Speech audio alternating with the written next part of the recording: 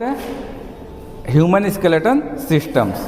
अब जो हम लोगों का है डिफरेंट जो बोन्स होते हैं, जैसे हम लोग के हैंड में, तो आज जो है हम लोग कौन सा जो bone present in hip region, तो 3 तरह के बोन्स होते हैं जो हम लोगों के हिप रीजन में प्रेजेंट होते हैं। कौन कौन सा है? इलियम, इस्चियम और प्यूबिस। ये तीनों क्या होते हैं? हाफ ऑफ बोन होते हैं।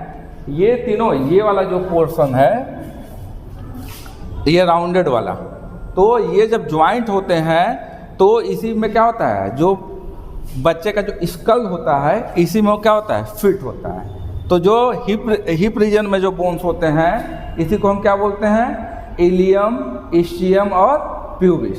ठीक है, देखो लिख रहा है ना कि हिप बोन्स आर द क्या होते हैं। अब ये देखो हाफ ऑफ, ये वाला जो है तुमको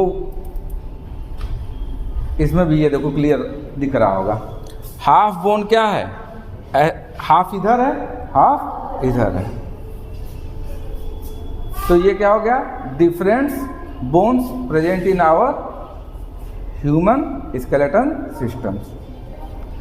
अब जो हम अपने टॉपिक पे चलते हैं, जो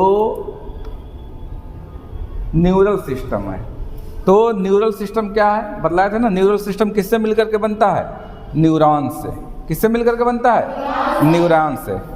तो जो हम लोग का ह्यूमन न्यूरल सिस्टम है ये मेनली क्या है, 2 पार्ट में डिवाइड होता है। एक क्या होता है? CNS central nervous system, second PNS peripheral neural systems. तो जो CNS होता है, CNS में क्या क्या होता है? क्या होता है? ब्रेन होता है, स्पाइनल कॉर्ड होता है, और ये क्या करते हैं? Is the site of information processing and control. जो हम लोग का ब्रेन और स्पाइनल कॉर्ड होता है, जो भी इंफॉर्मेशन किस रूप में आता है? इम्पल्स के रूप में। किस रूप में आता है? उसको क्या करता है? प्रोसेस करता है।